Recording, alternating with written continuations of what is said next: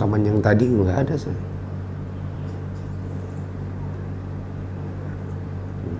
Ya kan? Antum ganti soalnya itu. Iya.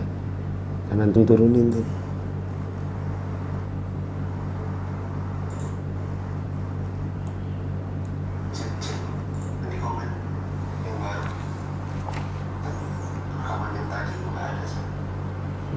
Lebih jelas.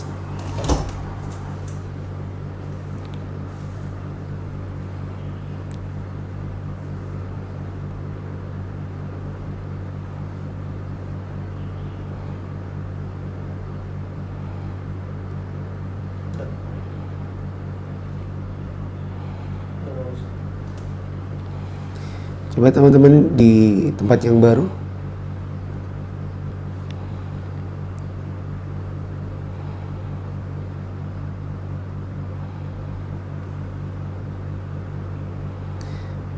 afwan, pindah ke sebelah.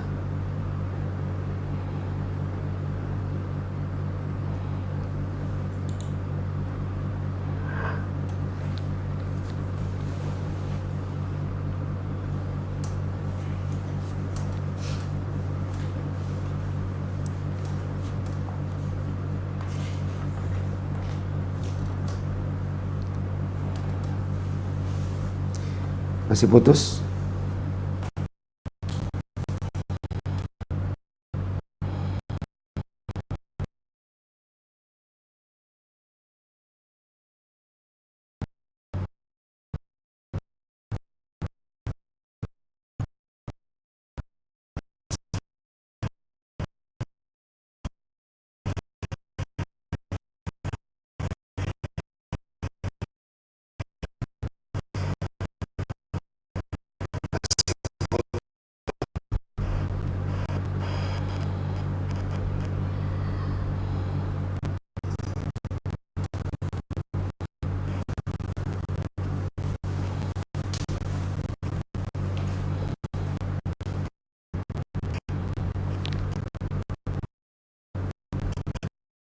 Hilang-hilang.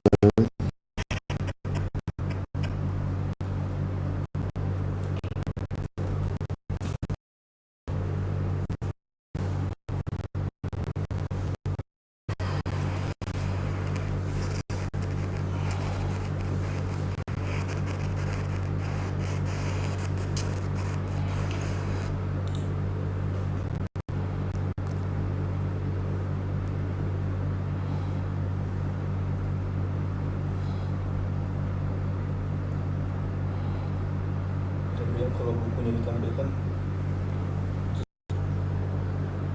ini lancar.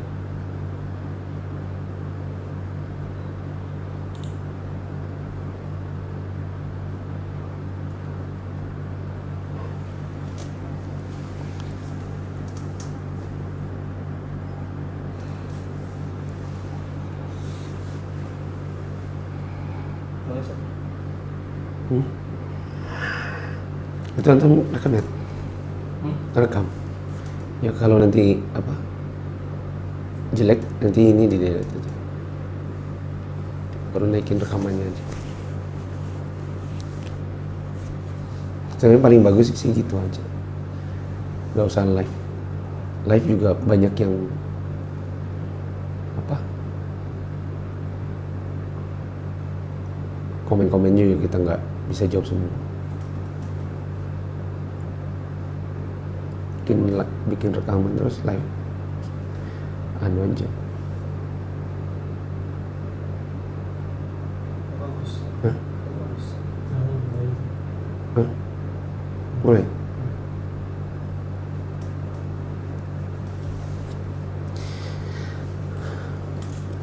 Alhamdulillahirrabbilalamin. Wassalatu wassalamu ala asyrafil anbiya'i wal mursalin wa ala alihi wa ashabihi ajma'in.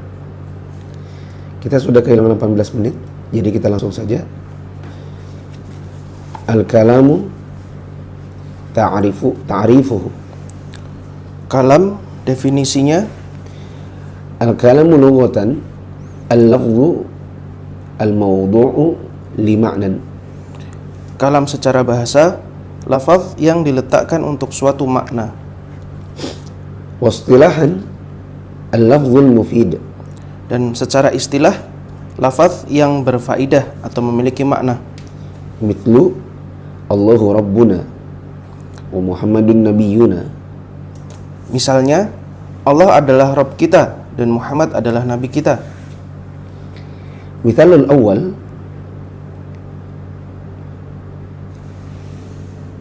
ayo. Contoh pertama ini maksudnya maaf. Lanjut ya, seterusnya. Wa aqallu ma yata'allafu minhul kalamu ismani au fi'lun wasmun. Dan suatu kalam minimal tersusun dari dua kata benda atau satu kata kerja dan satu kata benda. Kalam itu baik dua kata benda maupun satunya benda, satunya kerja. Ya. Mithalul awal.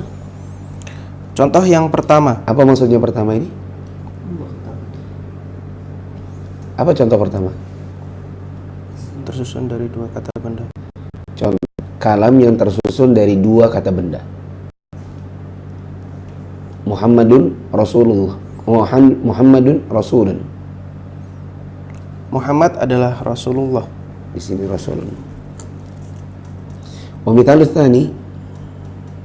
Dan contoh yang kedua. Yang kedua ini apa maksudnya? Fi'il dan isim. Satu fi'il, satu isim. Satu kata kerja, satu kata benda. Istaqama Muhammadun. Muhammad berdiri. Ini akan mudah kalau teman-teman sudah pernah ikut kelas bahasa Arab, kelas nahwu. Wa wahidul kalami kalimatun. Dan satu bagian dari kalam disebut kata. Perlu saya beritahu dulu. Dalam pelajaran nahwu, kalimatun. Tapi kalau pelajarannya fiqih, usul fiqih, pelajaran syariah, kalimatun itu kata bahasa. Kalimat adalah kalimat secara makna syar'i. Jangan bingung, ini kalimat apa kata ya? Kalimatun, sekali lagi, kalimatun maknanya kata bila antum belajarnya nahwu.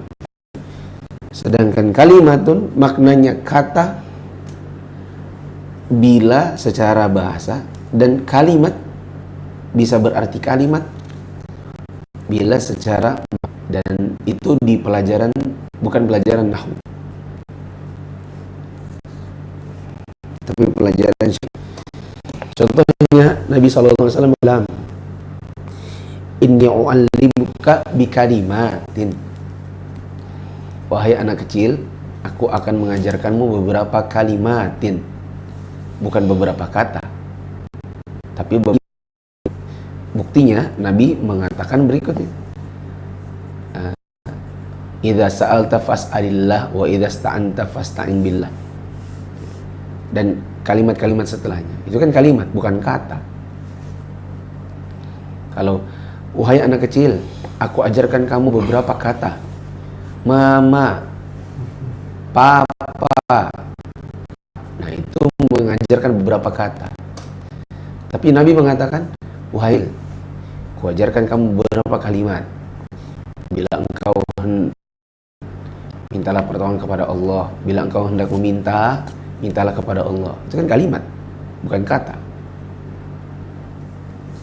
Jadi nanti yang sudah ikut kelas nahwu, kalimatun itu kata kalau dalam kelas nahwu. Tapi dalam kelas syariat, kalimatun itu kata dan kalimat. Kata adalah makna bahasa, kalimat makna syariat.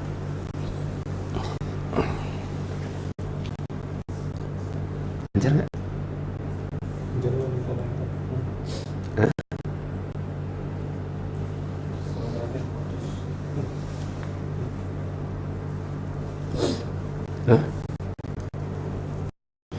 Wahia, coba, yaitu Yaitu apa ya? Siapa yang itu? Lafaz. Kalimat kan idul kalami kalimatun.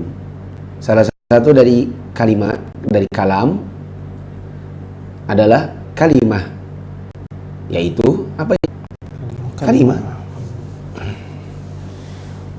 Al-lafzul mawdu'u li ma'nan mufradin. Lafaz yang satu makna tunggal. Imma ismun, imma au fi'lun au harfun. Yaitu kadang-kadang berupa kata benda atau isim, kata kerja atau fiil, atau huruf. Nah, ini saya tidak ingin terlalu panjang lebar karena mungkin untuk teman-teman yang belum ikut kelas nahwu agak membingungkan. Ya. Tapi nggak apa-apa. Yang penting pernah melalui fase pembelajaran ada kalam, kata, kalimat, ya, dan seterusnya. Karena ini nanti apa hubungannya sama fikih nih, Ustaz? Ini kan tata bahasa, kalimat, huruf, isim. Memang ada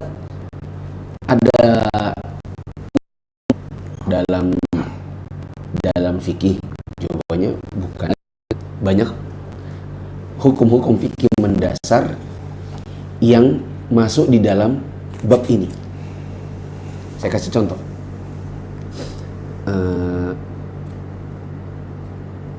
Kata Allah Subhanahu wa taala, walladzina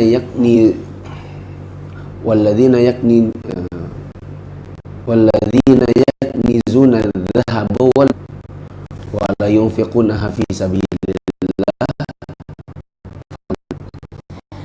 Ini emas dan perak dan tidak mau menzakatkannya, beritahukan kepada mereka tentang azab yang pedih. Katanya di sini adz-dhahab, al-fiddah, emas, perak, dan di situ adalah kalimat, di situ adalah kata kalimatun yang pakai alif lam al-istighraqiyah, alif lam yang sifatnya umum. Ya. Lalu para ulama mengambil hukum di sini dari katanya ini, berarti emas perak ini umum, mau bentuknya batangan, mau bentuknya cincin, mau bentuknya kalung, semuanya. Karena sebagian ulama yang lain ada yang mengatakan kalau dia bentuknya pakai tidak ada zakatnya. Tapi ayat itu umum. Nah, antum dapat hukum begitu dari mana? Ini umum, makanya berarti mencakup juga cincin, batangan, kalung, dan lain-lain. Dapat dari mana? Antum bilang, saya pernah ada bab kalam. Ya. Yang di kalam ini nanti ada namanya kalam. Di antaranya adalah al-ism, al-ism yang sifatnya umum, ya. Yaitu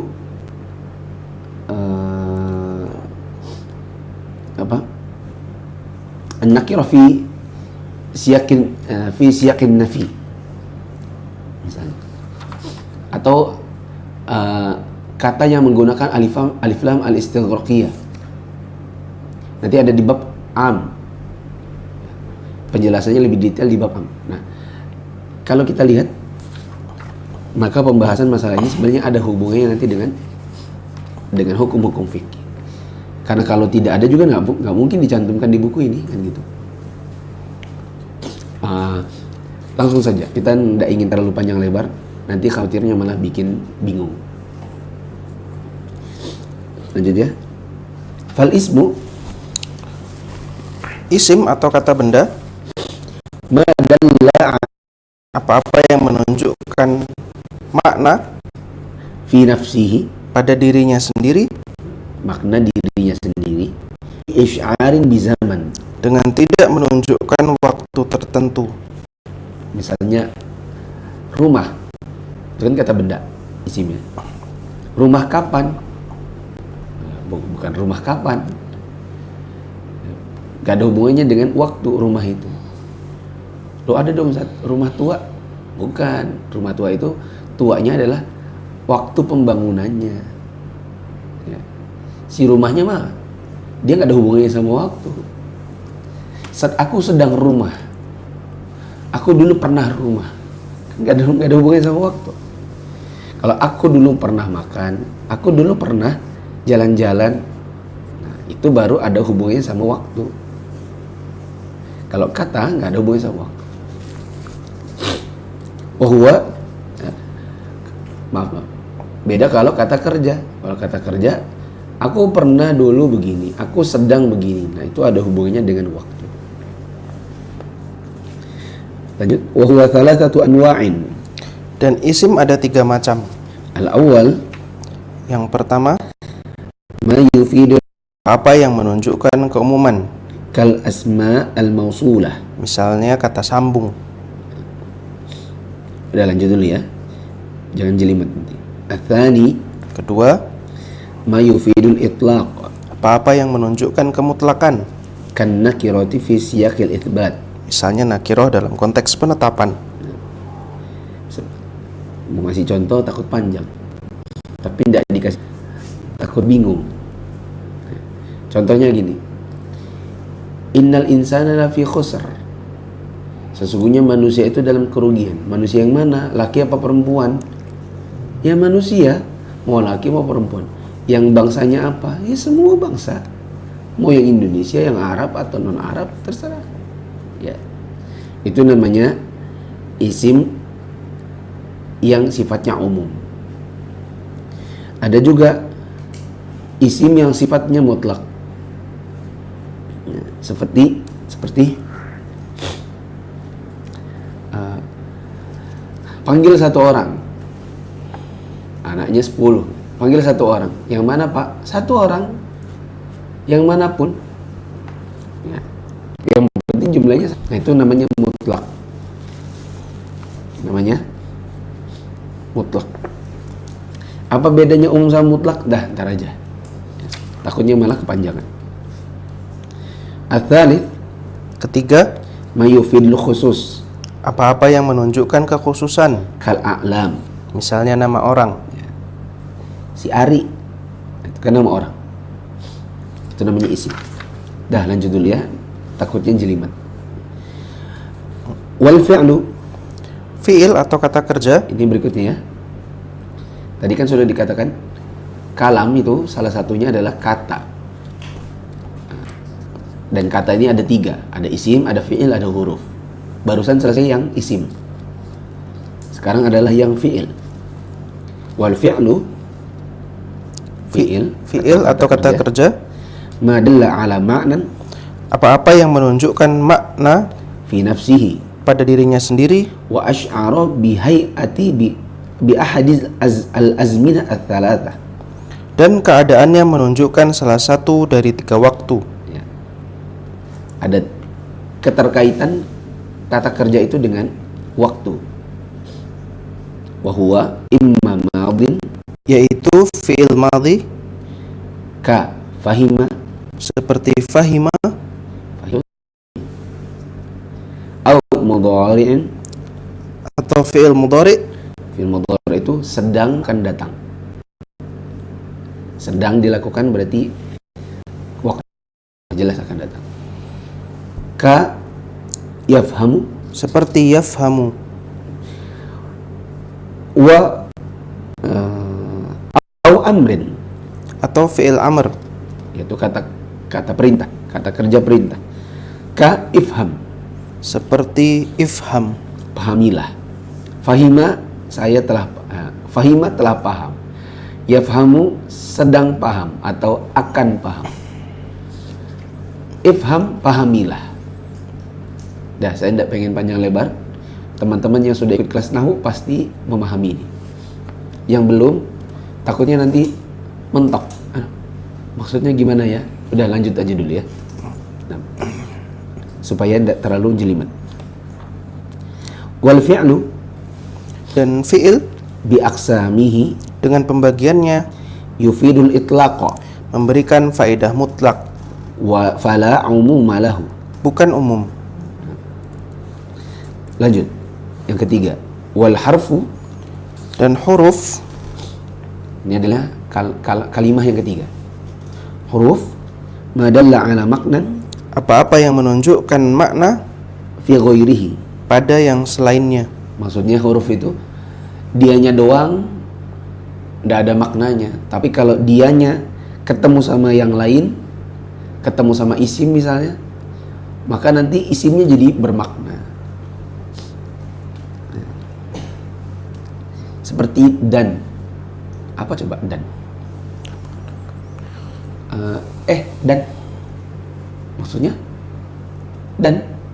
Enggak jelas. Masih ingat ini? Lelucon zaman dulu. Harta atau nyawa? Atau? Maksudmu? Ya kan? Udah jelas kan? Harta atau nyawa? Atau Pak? Gimana sih yang saya nanya harta atau nyawa? Kok kamu nanya jawab atau? Udah jelas karena memang dia tidak menunjukkan makna pada dirinya sendiri. Tapi ketika ada dia, yang lain jadi paham, yang lain jadi bisa dipaham. Harta atau nyawa? Coba kalau ataunya yang dibuang, harta nyawa. Kita yang nanya, maksudnya? Gitu. Paham enggak? Jadi dengan adanya huruf yang lain bisa dipahami. Ustaz, huruf itu bukannya alif, ba, ta, sa, itu lain lagi. Itu ada di pembahasannya di nahwu. 6. Lanjut dulu ya. Yang penting antum tahu tadi paham. Atau sama tanpa atau jadi paham kan? Nah, minimal itu. Awalan al-wawu. Di antaranya yang pertama wawu. Apa itu waw?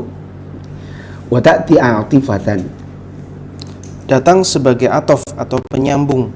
Fatufidu ishtirakal muta'atifaini fil hukmi. Maka memberikan faedah penggabungan dua hal yang saling bersambung di dalam sebuah hukum. Kalau ada waw, hukum itu jadi nyambung yang ini dan yang itu. Misalnya harta dan nyawa. Maksudnya apa? Hukum harta sama hukum nyawa sama. Akan datang sekelompok orang yang menghalalkan musik dan zina dan apa?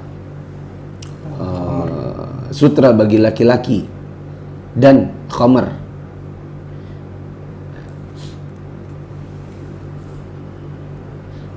Saya ati qaum min ummati yastahinul hira wal harira wal khamr wal. Artinya ada kesinambungan hukum antara yang ini dan yang itu.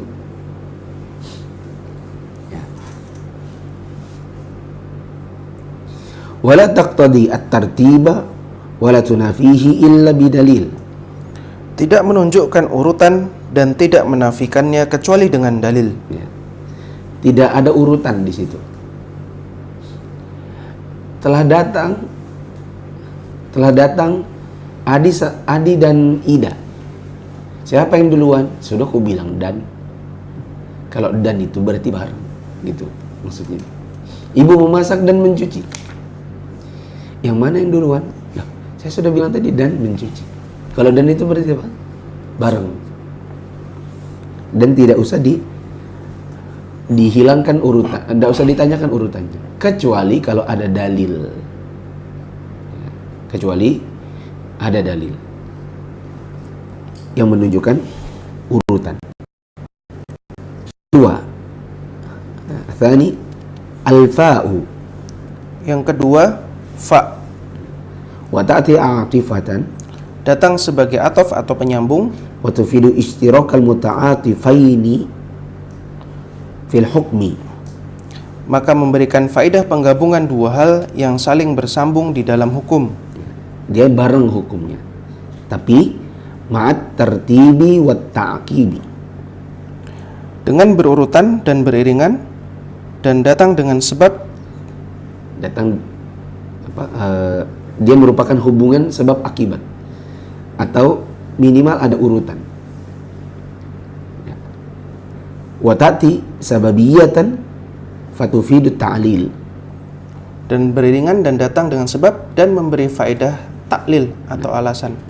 Misalnya telah datang si Adi, fa ida. Fa di sini artinya kemudian, karena menunjukkan urutan. Ketiga, al-lamul jarratu. Al-lamul jarrati. Al-lamul jarratu. Al-lamul jarrah Walaha ma'anin memiliki beberapa makna. minha Di antaranya at-ta'lilu, sebab, yaitu sebab atau karena. Kalau datang li itu bisa jadi artinya wat tamlik, kepemilikan, punyanya siapa. Kemudian wal ibahati. dan kebolehan. Keempat, ala al-jarrati. Ala al-jarratu. Alal al-jarrah Walaha ma'anin memiliki beberapa makna. minha al-wujubu. Di antaranya wajib. Seperti alaikum bisunnati. Alaikum, wajib bagi kalian, bukan atas kalian. Mengartikannya nanti bukan di atas kalian sunnah, tetapi wajib bagi kalian sunnah. Saya tidak ingin panjang lebar, takutnya nanti jelimet. Ini aja udah jelimet bagi yang belum, mungkin bagi yang belum kelas bahasa Arab, tapi insya Allah ada yang bisa dipahami. Lanjut, aqsamul kalami, Jenis-jenis kalam. yang qasimul kalamu Kalam terbagi bi'tibari imkani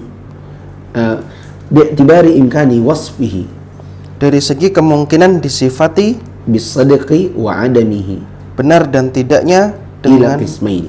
dengan dua macam. Kalam itu bisa dibagi menjadi dua bila ditinjau dari kemungkinan benar dan tidak benar. Apa saja itu? Khobarin wa insya'in, yaitu khobar dan insya'. Itu di PDF-nya kurang, harusnya dia sebutkan. Kalam terbagi dari sisi kemungkinan disifati benar dan tidaknya dengan dua macam, yaitu khobar dan insya'.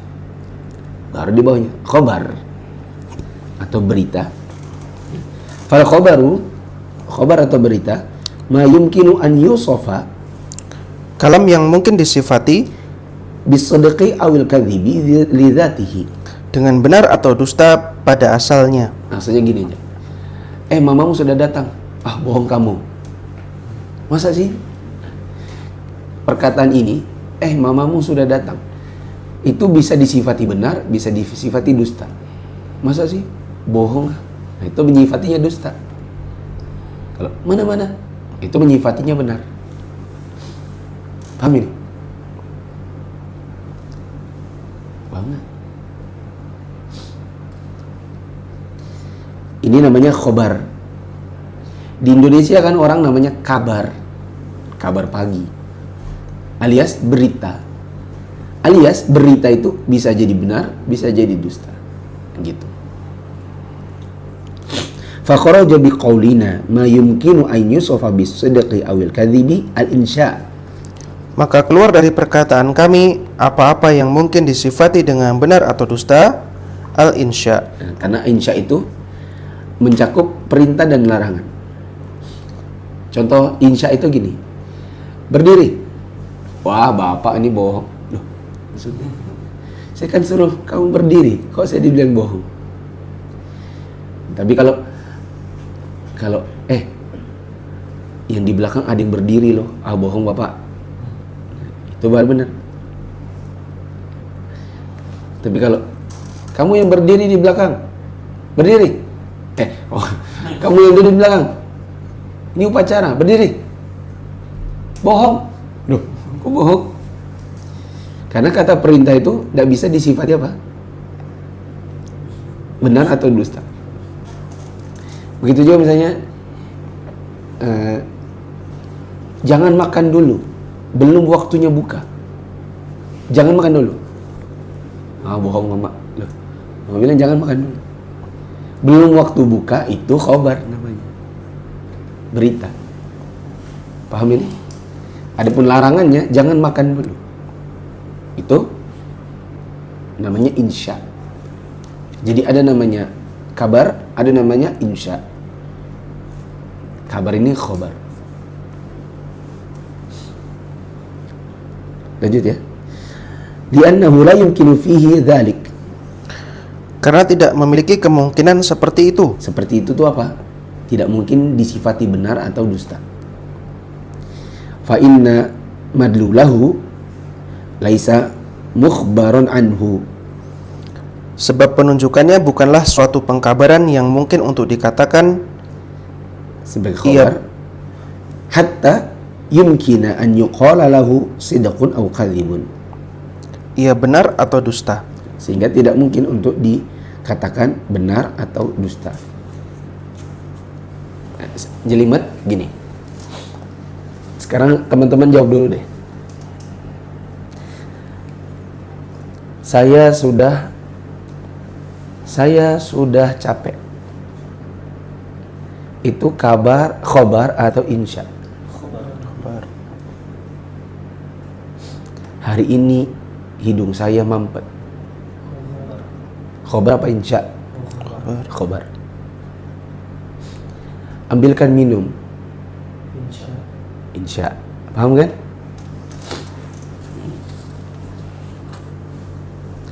Fal awwalu, lanjut ya. Fal awwalu ka khasalati ba'da Nabi sallallahu alaihi wasallam. Benar ya? Ada lomba. Oh, turun. Maaf. Tidak kelihatan bawah. Lanjut. Wa kharaja biqaulina li dzatihi, Dan keluar dari perkataan kami lidzatihi atau pada asalnya al khabarul ladzi la yahtamilu sidqa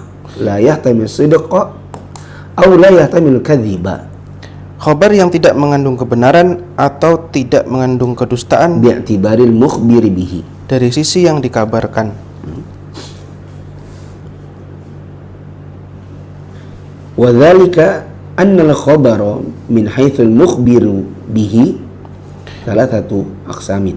Yang demikian karena khabar dari sisi yang dikabarkan terbagi menjadi 3. Sebentar.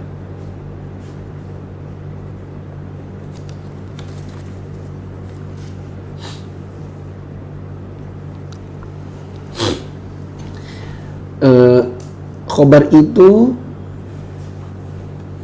adalah yang bisa disifati, bisa dibilang dusta, bisa dibilang benar secara zatnya. Kalau dikatakan secara zatnya berarti ada 3 kabar yang tidak bisa dikatakan kabar.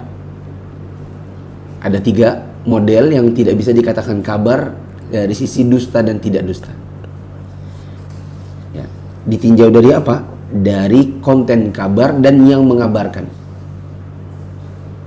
Dari konten kabarnya dan si yang mengabarkannya. Yang pertama adalah, dan ini ada 3 model. Yang pertama adalah ma la yumkinu wasfuhu bil kadhibi ka khabarillahi wa rasulihi al-athabiti anhu. Pertama, yang tidak mungkin disifati dengan dusta, seperti khabar dari Allah dan Rasulnya yang telah sahih darinya. Al-Quran, sunnah yang sudah sahih itu tidak boleh didustakan. Allah mengatakan begini, bohong, itu malah mendustakan kabar yang tidak bisa didustakan. Nah, nanti kalau dalam babnya bab akidah, jatuh dia ke dalam kekufuran. Atsani ma la yumkinu wasfuhu bisidqi wa kal khabari 'anil mustahili syar'an aw aqlan. Kedua, yang tidak mungkin disifati dengan kebenaran seperti khabar tentang sesuatu yang mustahil secara syar'i atau secara akal. Kalau yang pertama tidak mungkin didustakan, yang kedua tidak mungkin dibenarkan. Yang tidak mungkin didustakan adalah Al-Quran dan Sunnah Sahih. Yang tidak mungkin dibenarkan adalah yang mustahil, baik secara syar'i maupun secara akal. Fal awwalu, Yang pertama, mustahil secara syar'i, yang pertama yaitu yang mustahil secara syar'i, ka khabari mudda'ir risalati ba'da nabi, seperti seorang yang mengaku sebagai rasul setelah Nabi SAW. itu kabar yang tidak mungkin dibenarkan. Wathani, Dan yang kedua, mustahil secara akal, yang mustahil secara akal, kal khabari an ijtima'in naqidaini, seperti khobar berkumpulnya dua hal yang saling bertentangan yang tidak mungkin ada bersamaan atau hilang bersamaan, kal harakati wasukuni fi ainin wahidatin, gerak dan diam pada sesuatu yang satu pada waktu yang sama. ya. Dia bergerak tapi dia juga diam. Nah, itu tidak bisa dibenarkan secara akal. Ya. Coba kamu lihat orang itu dia patung loh, tapi dia itu gerak. Loh, gimana sih? Matung itu ya diem. Kalau bergerak itu namanya bukan diem. Iya, tapi dia diem, tapi dia bergerak. Pusing ah. Malas ngomong sama kamu, gak nyambung. Mengatakan dua hal yang bertentangan pada satu benda yang pada waktu yang sama, gimana toh? Asal itu Yang ketiga, yang juga tidak masuk dalam khobar yang didustakan dibenarkan, mayumkinu an yusofa bisadaqi awil kadhibi, yang mungkin disifati dengan benar dan dusta, imma ala sawa, baik dengan kemungkinan yang sama au ma'a rujhani ahadihima, atau dengan merojihkan salah satunya, ka ikhbari syakhsin seperti kabar dari seseorang an kudumi ghaibin wa nahwihi, tentang sesuatu yang gaib dan yang semisalnya. bukan sesuatu yang gaib, tentang kedatangan orang yang hilang atau pulangnya seseorang.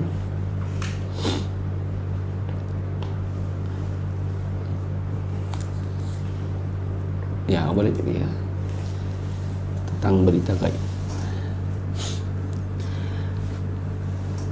Capek nggak?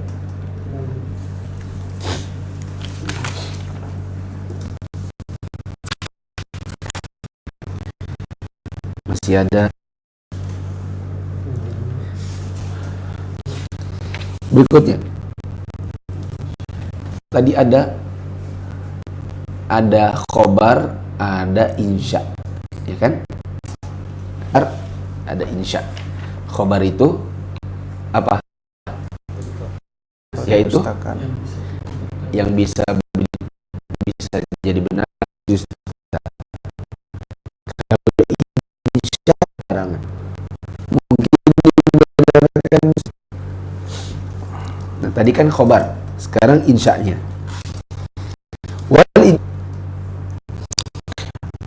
Dan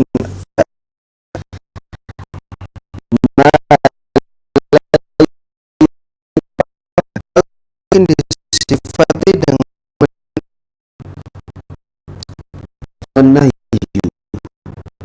adalah budullaha wa la tusyriku bihi syai'a, seperti firman Allah, sembahlah Allah dan janganlah kalian menyekutukannya dengan sesuatu apapun. Surat An-Nisa. sembahlah Allah, jangan menyekutukannya. Bohong. Loh, ini bukan kabar ini insya. Wa'budullah, sembahlah Allah. Ini apa ini? Perintah. La tusyriku, larangan. Gak bisa didustakan. Wa qad yakunul kalamu khabaran wa insya'an bi'tibaraini. Dan terkadang kalam adalah berupa khobar insya ditinjau dari dua sisi. Khobar insya. Mana? Dan terkadang salah tuh. Dan terkadang sebuah kalam bisa jadi khobar, bisa jadi insya. Ada dua sisi cara pandangnya. Bisa jadi dia dianggap khobar, bisa jadi dianggap insya bersamaan.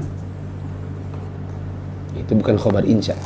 Tapi terkadang kalam itu bisa dinilai sebagai khobar, bisa juga dinilai sebagai insya. Ditinjau dari dua sisi yang berbeda. Contohnya ka siyagil uqudi al-lafziyati, seperti bentuk akad yang dilafatkan, mithlu bi'tu wa qabiltu, aku jual atau aku terima. aku jual. Itu kan bisa jadi khobar. Ah, bohong kamu, bener kamu jual. Bisa jadi orangnya sudah nawar, berapa ini? Oke, sekian. Ya, aku jual. Oke. Itu perintah. Ini aku jual, ambil sudah barangnya. Kan gitu maksudnya. Fa innaha bi'tibari dalalatiha ala ma fi nafsil aqidi khabarun. Karena kalimat ini merupakan khobar ditinjau dari penunjukannya terhadap apa yang ada kehendak pada orang yang mengakad. Ya, maksudnya ini kalau dari sisi yang berakad, ini adalah kabar. Gitu. Orang yang mengakadkan dia itu kabar. Wa bi'tibari tarattubil aqdi alaiha insya'un. Dan merupakan insya ditinjau dari sisi konsekuensi akad. Kan datang orang, dijual kayak ini, ku jual berapa, sekian. Bener kamu jual? Iya, aku jual. Nah itu nanya bener nih, itu kan bisa jadi benar, bisa jadi dusta. Itu namanya apa? Khobar. Khobar. Tapi kalau sudah, ya udah, aku beli deh. Oke, nih, ku jual. Maksudnya apa? Insya. Insya, yaitu perintah. Nah, ambil sudah barangnya. Mana anunya? Kasih sini uangnya. Kan gitu. Jadi dia nggak mungkin dialognya gini. Ini dijual handphonenya. Jual, bagus nih. Berapa? 300.000. Bener kamu jual 300.000. Bener. Ya udah aku beli. Oke, nih aku jual. Bener. Ngapain nanya lagi gitu? Karena yang kedua sudah bukan lagi khobar. Yang kedua sudah berubah jadi Insya. insya.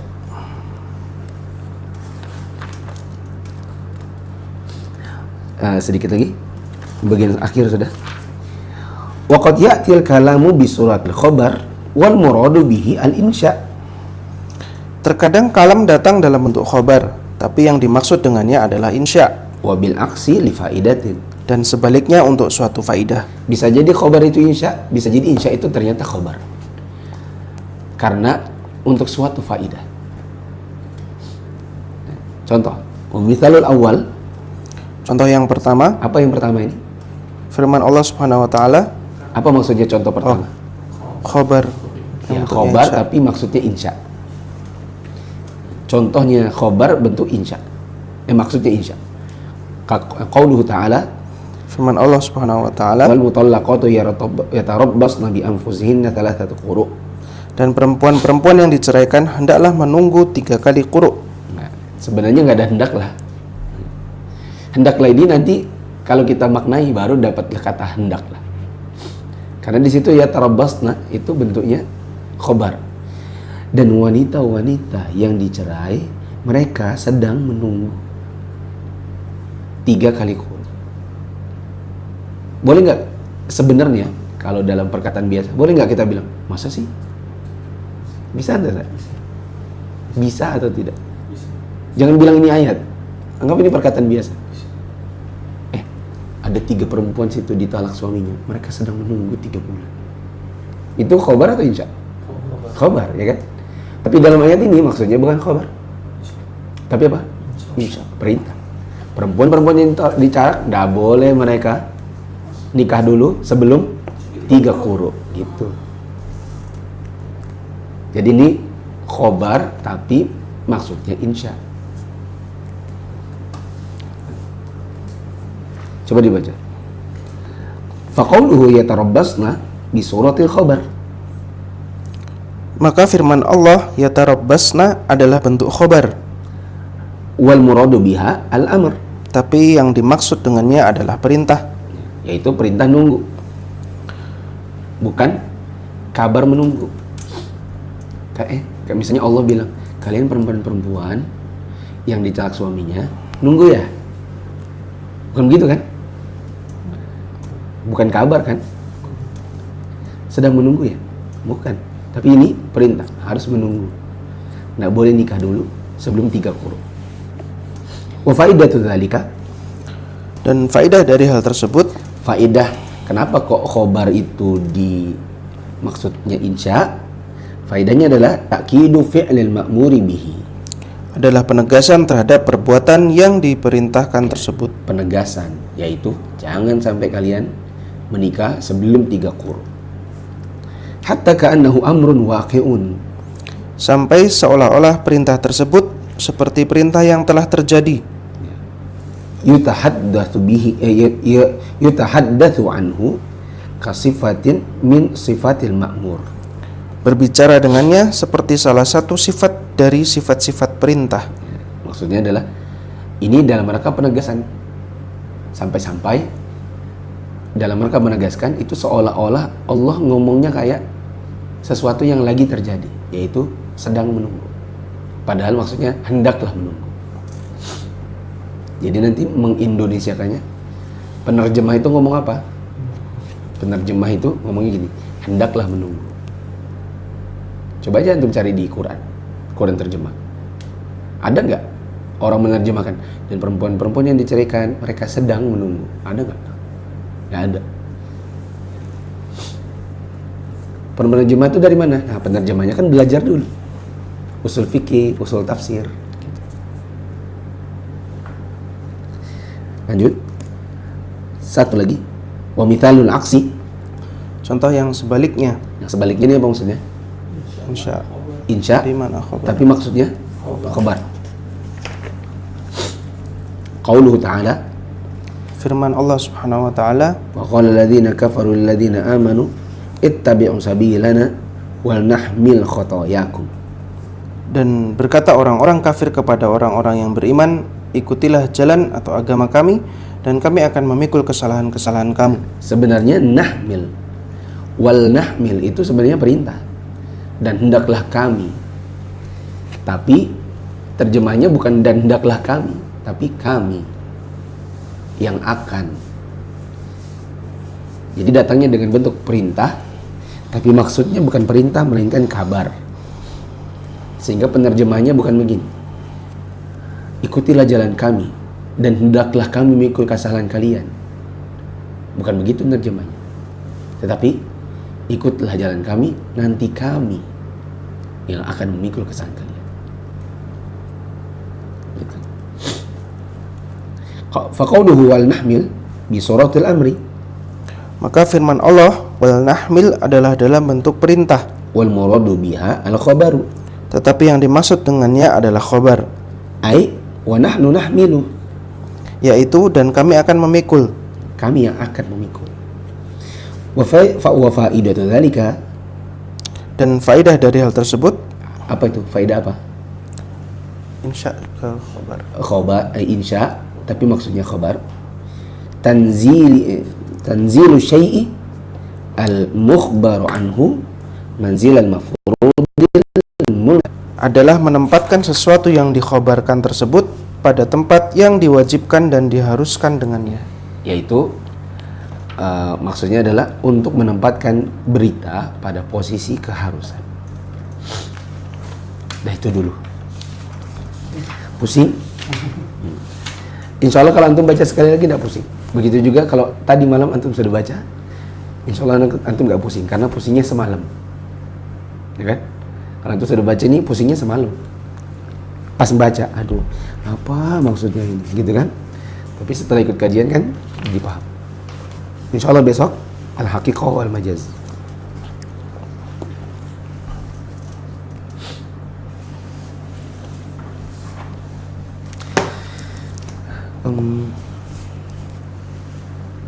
Ada pertanyaan? Putus-putus kan? Teman-teman komen lagi dong di Facebook dan di YouTube. Sepanjang kajian teman-teman melihatnya, mendengarnya putus atau tidak?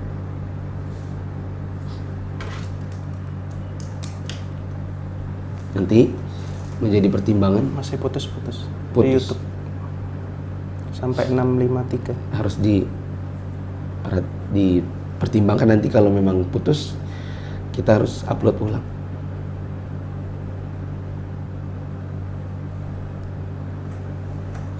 Ini lebih enak lagi dibaca sedikit-sedikit dan diterjemahkan.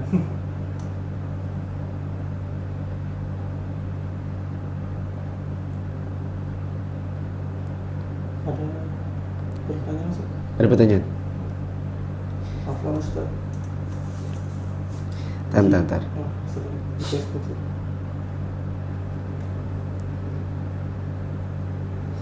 Afwan, masih error atau Ana yang jaringannya kurang? Nah, Ana nggak tahu nih. Nanti kalau sudah di close baru kita tahu. Afwan, covernya di YouTube keliru, harusnya angkanya 5. Di sini malah angkanya 2.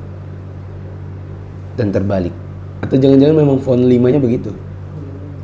Itu fontnya 5-nya memang begitu kumulatif. Pindah ke sebelah. Berarti bukan yang ini dong. Anak salahan berarti. Salah baca berarti.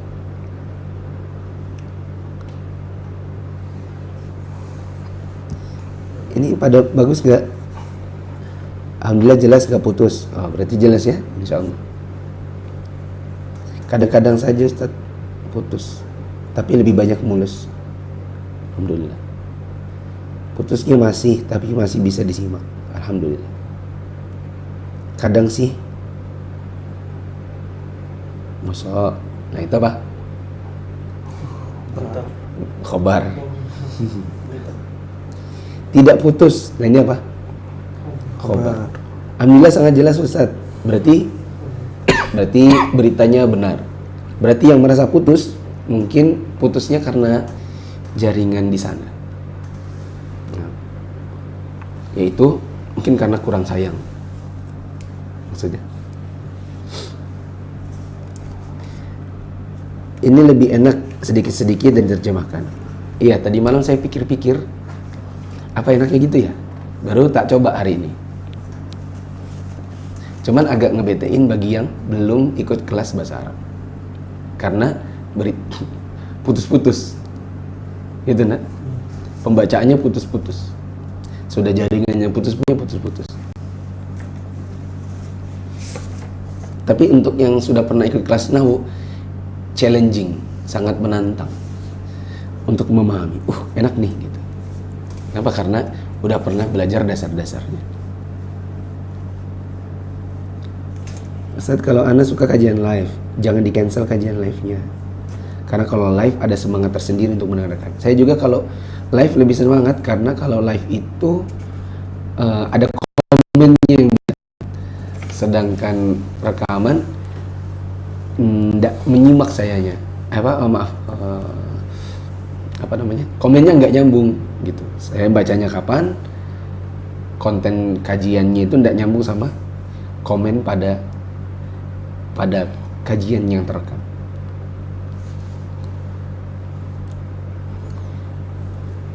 Namun Ustaz sekarang suaranya hilang-hilang. Tapi 48 menit yang lalu. Just now rata-rata semua bagus. Alhamdulillah. Khabar ketiga tadi karena kurang jelas Ustaz. Khobar ketiga tadi maksudnya adalah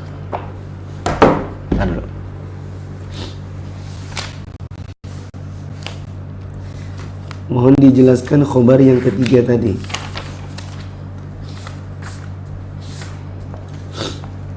Ats-tsalits ma yumkinu an yusafa bis-sidqi awil kadhibi imma 'ala as-sawa'i aw ma rujhani ahadihima ka ikhbari syakhsin an qudumi ghaibin wa nahwi. Maksudnya adalah termasuk di antara khobar yang enggak dimaksud di sini, yang tidak dimaksud pada pengertian adalah khobar atau berita yang ada kemungkinan begitu dan ada kemungkinan begini, ada kemungkinan benar, ada kemungkinan salah, tapi tidak bisa dipastikan. Bisa jadi benar, bisa jadi salah. Bisa jadi benar, bisa jadi lebih salah, bisa jadi 50-50. Contoh, berita-beritanya ustadz-ustadz akhir zaman. Itu bisa benar, bisa salah gitu. Karena baik yang benarnya itu benar, lebih besar, baik yang salahnya lebih besar. Contoh, UFO. UFO adalah pesawatnya Dajjal. Itu khabar. Yang khabar ini bisa benar, bisa salah. Ya, dan kita sama-sama nggak ada yang tahu. Sehingga yang mengklaim pun nggak bisa memastikan dengan benar. Gitu. Kita juga nggak bisa mendustakan dengan total. Tapi memang tidak ada sama sekali info yang benar tentang hal itu. Sehingga nggak perlulah disampaikan. Nah, itu namanya. Itu khabar yang ketiga. Kalau boleh dicontohkan yang lain, ada orang ngomong gini, aku mau ngomong nih ya, aku kasih tahu, tapi aku nggak tahu loh benar atau salah. Kayaknya nih ya. Nah ya udah, kalau nggak jelas benar atau salah, kalau nggak tahu itu benar atau salah, tidak ada juga perojihnya, ya udah mending langsung ngomong kan gitu. Jadi khobar ada tiga. Khobar yang dikeluarkan dari bahasan usul fikih ini adalah khobar yang sudah jelas benar, tidak mungkin didustakan, yaitu Al-Quran Sunnah Sahihah. Sudah jelas salah dan tidak mungkin dibenarkan, seperti orang berdiam, orang gerak dan bergerak dan diam bersamaan, ya, itu nggak mungkin dibenarkan. Sama yang nggak jelas. Oh, berarti kita singkat aja. Khobar yang ketiga adalah khobar tidak jelas, seperti khobar dai akhir zaman. Itu banyak yang tidak jelas, dibenarkan tidak bisa, didustakan juga tidak bisa. Dia sendiri juga pakai prediksi. Nah, seperti prediksi UFO adalah pesawat Dajjal, crop circle adalah jejak pesawat Dajjal. Kemudian ini Mekah ditutup, nggak bisa umroh, nggak bisa haji, berarti ini nanti akan ada akhir zaman. Ya. Yakin Pak? Ya lihat aja nanti. Kalau ternyata begini ya alhamdulillah. Kalau ternyata bisa ya alhamdulillah. Kalau enggak ya itu sudah tandanya. Nah itu kabar gak jelas. Gitu. Yaitu kabar dari sebuah hadis sahih lalu dihubung-hubungkan dengan kejadian-kejadian kekinian. Nah, sudah? Umur berapa tepatnya mengajarkan anak usul fikih? Kalau di Arab Saudi, anak itu belajar usul fikih usia SMA. Kalau di sini ya melihat kemampuan bahasa Arabnya. Gitu. Kalau misalnya SMP aja dia belum bisa baca Quran, ya mending baca Quran dulu. SMA dia belum bisa bahasa Arab, mending dia bahasa Arab dulu. Gitu. Kalau ikut kurikulum pesantren lebih enak lagi.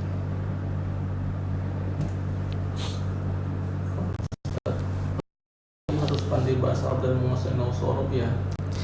Jadi ahli fikih harus pandai bahasa Arab ya. Iyalah. Nah itu insya tuh. Ya.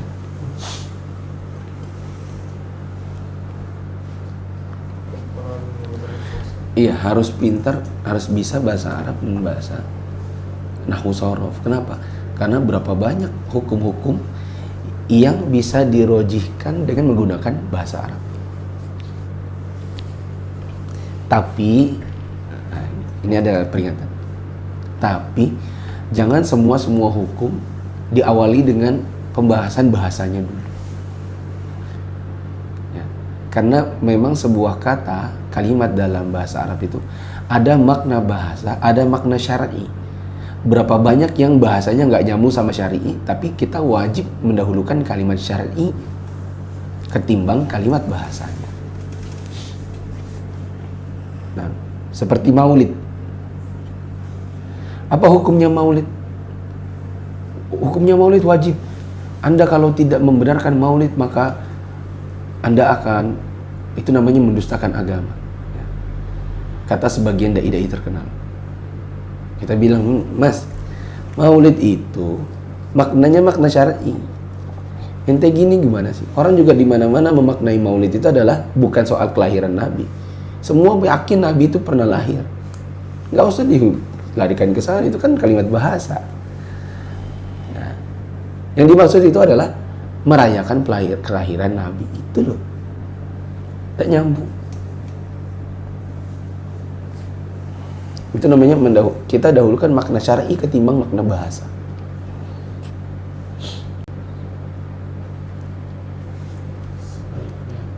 Sebaiknya mempelajari bahasa Arab dulu atau usul fikih dulu? Bahasa Arab dulu daripada usul fikih. Tapi kalau dengerin kajian usul fikih tetap bagus. Dan mendengarkan kajian usul fikih antara yang sudah belajar bahasa Arab dengan yang belum belajar bahasa Arab pasti lebih enak bagi yang sudah pernah belajar bahasa Arab. Mau belajar ilmu usul harus menamatkan beberapa buku fikih yang mendasar, karena anak dulu juga pernah ada ustaz yang berkata seperti itu. Apakah benar ikut belajar usul fikih itu lebih enakan kalau pernah tamat buku fikih? Jawabannya iya. Karena nanti ada kan dalam usul fikih itu ada contoh. Tadi contohnya apa tadi? Masa iddah. Wanita ditalak suaminya. Yang belum pernah belajar bab talak bingung tuh. Hah? Iddah? Apa itu iddah? Kan masih nanya lagi. Talak, apa itu talak? Kuru. Ya. Wal mutallaqatu yatarabbasna bi anfusihinna thalathata quru. Wanita-wanita yang ditalak maka hendaklah dia menahan dirinya, yaitu beriddah sampai 3 quru. Kita ketemunya di usul fikih. Terus kita belum pernah belajar talak. Pasti kita nanya, maksudnya iddah itu apa, Ustaz? Gak nyambung tuh. Quru itu apa, Ustaz? Ya. Belum, Ustaz. Oh, ya. Tapi kalau tadi sudah jadi contoh dan antum pernah belajar bab talak, pasti mudah. Ya kan? Jadi benar perkataan itu. Kalau ada orang mau belajar usul fikih dan pernah menamatkan buku-buku fikih yang lain, apakah itu mudah baginya untuk ikut usul fikih? Iya. Karena saat memahami contoh, tidak perlu lagi kesusahan. Ini analoginya. Teman-teman, hari ini kita akan membuat jembatan yang perbandingan semen dengan pasirnya adalah 90 dan 10. 90% dan 10%. Ada tukang bilang gitu, Pak, mau tanya, persen itu apa? Andai dia pernah belajar matematika, nggak usahlah dia belajar sipilnya. Tapi kalau dia pernah belajar matematikanya, pasti dia nggak perlu lagi tanya apa itu persen. Ya atau tidak? Persen? Kamu nggak tahu persen? Nanti ditanya sama kepala proyeknya begitu. Maka kalau pernah ikut kelas fikih, itu akan memudahkan. Habis. Masih ada sih. Baca lagi sih. Satu lagi. Ustaz, apakah perbedaannya dengan matan warokat? Apa bedanya usul min usul dengan matan warokat? Kalau warokat bentuknya seperti dan ekstra dalam memahami. Kalau usul min usul bentuknya prosa. Nah, para ulama saat membuatkan pelajaran agama, ada yang bentuknya prosa, seperti yang kita baca. Ada yang bentuknya nazm, yaitu bentuk syair. Biasanya dilakukan syair.